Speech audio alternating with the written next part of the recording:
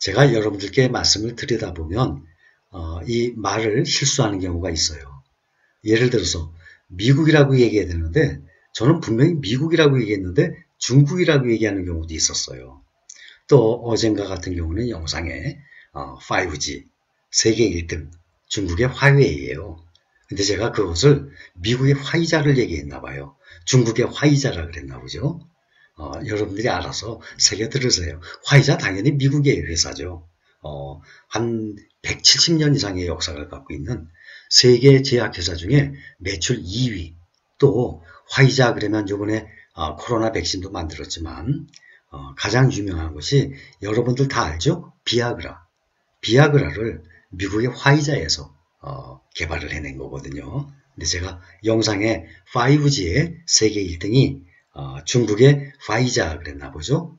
여러분들이 앞으로도 제가 말씀을 드리다 보면 저는 분명히 화이를 얘기했는데 화이자로 말씀드렸나 봐요. 여러분들이 새겨서 들으세요. 스웨덴의 에릭슨이 2등이고 핀란드의 노키아가 3등이었어요. 그 다음에 삼성전자가 4등이었어요. 5G 장비 세계에서. 근데 아마 정확한 통계는 아직 안 났는데 핀란드 노키아를 제치고 이번에 3등으로 올라온 것으로 알고 있거든요. 그 다음에 이미지 센서 같은 경우 다 비메모리예요. 이미지 센서 같은 경우는 일본의 소니가 1등이고 삼성전자가 2등입니다. 2021년 들어서 월요일부터 4, 5, 6, 7, 8 월요일부터 금요일까지 이 지수가 폭풍적으로 올랐습니다. 정말 이 5일 동안에 이렇게 3152까지 오를 줄은 정말 아무도 생각 못했을 것 같아요. 무려 하루에 마지막 날은 4%나 올랐습니다. 그러다 보니 이러다가 가만히 있다 보면 나만 벼락거지가 될 것 같습니다. 집도 없죠. 아니면 겨우 집 한 채밖에 없어요. 거기다 주식 투자도 안 하고 은행에다 조금씩 넣고 있는 상황이에요.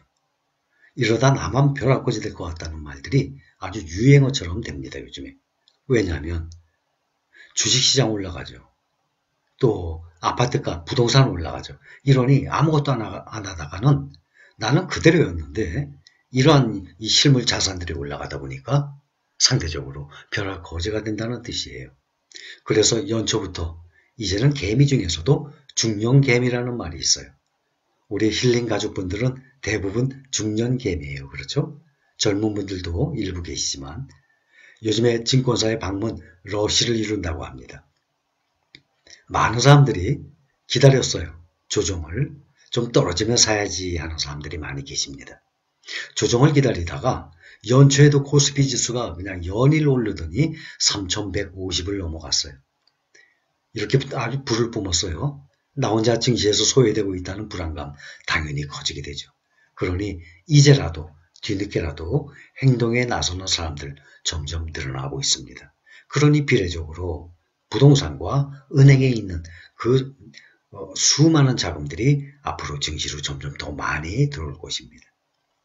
그런데 이번에는 안 망할 회사들, 우량주 회사들, 탑10에 있는 회사들, 명품 주식이라는 삼성전자, 현대차, 또 언택트주이죠. 카카오, 네이버, 또 삼성 바이오로지스, 셀트리온, 바이오지주, 또 2차전지주 요즘 핫합니다. 이러한 우량주 쪽으로 이런 종목 위주로만 사는 사람들이 점점 늘어나고 있어요.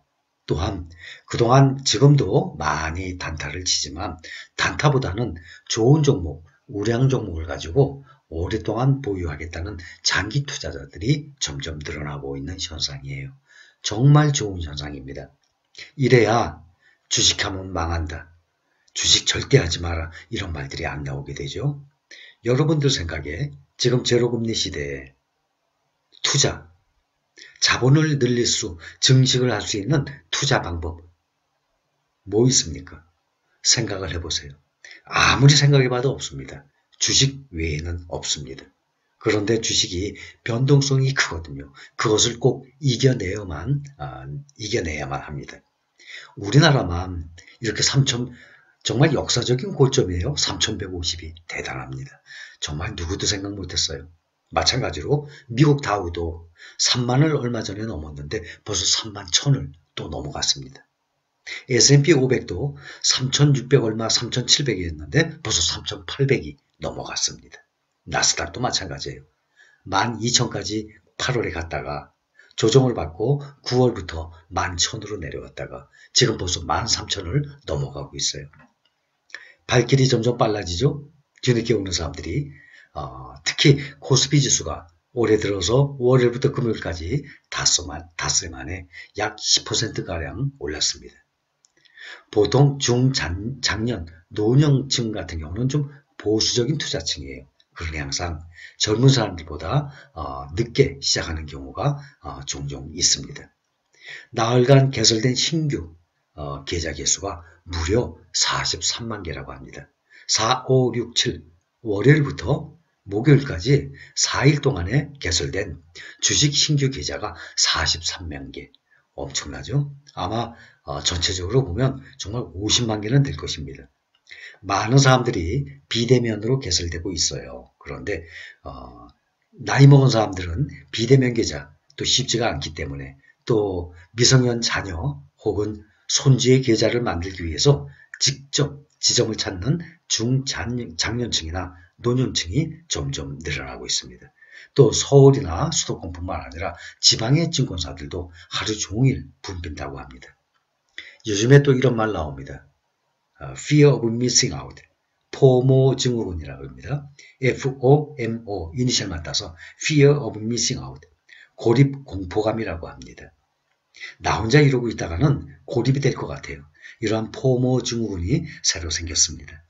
이렇게 견디지 못해서 주식을 시작하는 사례가 많습니다. 포모 증후군, 상승장에서 이렇게 주가 상승장에서 나만 소외될 수 있다는 불안감, 이런 것을 말하는 겁니다. 특히 ETF에 엄청난 돈이 사상 최대 규모로 몰렸습니다. 순자산 총액이 52조 원이라고 합니다. 종목 수는 450종목인데 작년 말까지 468종목으로 18종목이 늘었습니다.